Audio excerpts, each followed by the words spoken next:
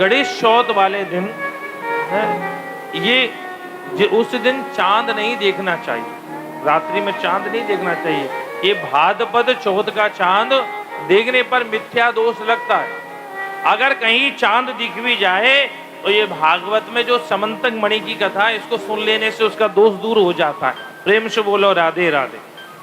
भगवान ने कभी शायद देखा हो, क्यों, कारण क्या है? एक बार गणेश जी महाराज चौथ वाले दिन मूसक पे बैठ के जा रहे थे, छोटा सा टापू आया, मूसक तो उछक के उधर चला गया, पर गणेश जी महाराज बीच में गिर गए। अब आपने देखा है ना, कोई बालक अगर गिर जाए तो चारों तरफ देखता है मुझे कोई देख तो नहीं रहा है। अगर कोई नहीं दिखे तो पैर से हाथ पर करके सीधा खड़ा होकर चल देता है। अगर कहीं कोई देख रहा है तो वहीं रोना प्रारंभ कर देता है। गणेश जी ने चारों तरफ देखा, मुझे कोई देख तो नहीं रहा है। गणेश जी को लगा कोई नहीं देख रहा है। इतने में गणेश जी का ध्यान गया ऊपर आकाश में, तो चौथ का जो चांद होता है ना, वो ऐसे हल्का सा ऐसा लगता है जैसे कोई मुस्कुरा रहा हो, कोई हंस रहा हो। गणेश जी को लगा मुझे देख करके ये चंद्रमा हंस रहा है। गणेश जी ने श्राप दे दिया, जा आज के दिन जो तुझे देखेगा उसको मिथ्या दोष लग जाएगा। भगवान अपने साथ में सेना लेकर के जंगल में गए, शेर को मरा हुआ पाया। आगे गए, प्रसन्न को मरा पाया, शेर को मरा पाया। आगे देखे तो रीछ के पैर दिखे, पर मणि नहीं मिली।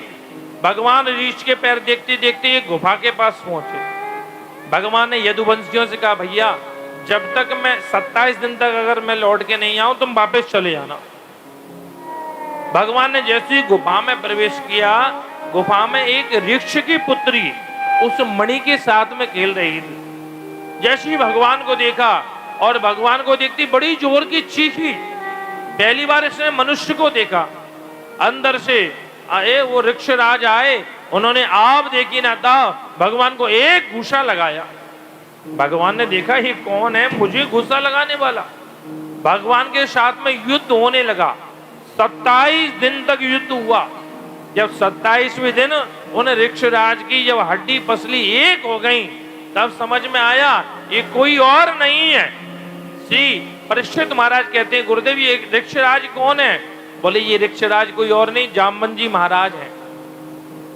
27 दिन तक युद्ध हुआ। 27वें दिन जो हड्डी पसली एक हुई तो समझ गए ये कोई साधारण नहीं हो सकता, ये तो मेरे प्रभु राम पधारे हैं, श्री राम प्रभु पधारे हैं। चरण पकड़ लिए, प्रभु मैंने आपको पहचान लिया, आप मेरे स्वामी श्री राम हैं। भगवान द्वारकाधीश ने कहा, बाबा जल्दी पहचान लिया है, 27 दिन तक ठुकाई उसके बाद पहचाना।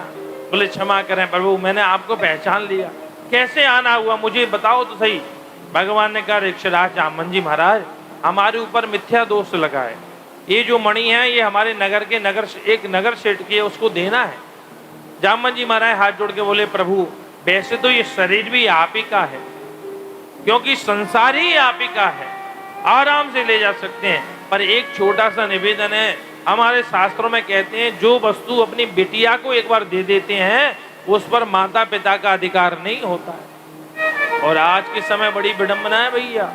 आप लोग सिर तो हिला रहे हैं, महाराज जी सही कह रहे हैं, पर ऐसे कितने बैठे हैं जो बेटी की कमाई खाते हैं। बुरा नहीं मानना है? बेटियों को स्टॉल पे बिठा दिया है, बेटियों पे दुकानों पे बिठा दिया है। हम मना नहीं करते, पढ़ाओ लिखाओ नौकरी कराओ बढ़िया बिजनेस कराओ, पर बेटी के धन पर केवल बेटी का अधिकार, बेटी के ससुराल वालों का अधिकार हो सकता है, पर मातृपक्ष का अधिकार नहीं होता। अभी तो समय के अनुसार कोई बात नहीं, घर में जाकर प्रसाद भोजन कर लेते हैं, पर फिर भी बेटी का अगर 10 रुपए का खाया है तो 20 रुपए का देने का ही सोचना चाहिए। पहले तो बेटी के घर जाके चाहे प्यासे मर जाएं पर जल नहीं पीते थे, और आज तो बड़ा विडंबना है, क्योंकि हमने कईयों से कहा महाराज अपने बेटी को दुकान पे क्यों, क्या करें महाराज, कस्टमर की आज की मांग है। अरे राम राम राम, बेटी को काउंटर पे बिठा दिया। 36 तरह के लोग आते हैं, 36 तरह के जाते हैं, 36 तरह की बात बनाते हैं, 36 तरह से बोलते हैं। जामवंत जी महाराज कहने लगे, प्रभु जो वस्तु एक बार बेटी को दे दी उस पर पिता का अधिकार नहीं होता है, क्या करें। भगवान ने कहा हमें कलंक लगा है, मनी तो ले जानी जानी है। तो जामवंत जी महाराज ने कहा एक उपाय है, क्या, मैं बूढ़ा हो गया हूँ और मेरी बेटी भी विवाह योग्य है, मैं कहाँ जाऊंगा, कैसा वर ढूंढूंगा, क्या करूंगा, और मुझे नहीं लगता संसार में आपसे बढ़िया कोई दूसरा वर मिलेगा। एक काम कीजिए, आप मेरी पुत्री से विवाह करो और मणि दहेज में ले जाओ। भगवान ने कहा ये बात ठीक है। वहीं जंगल में मंगल हुआ और भगवान का दूसरा विवाह देवी जाम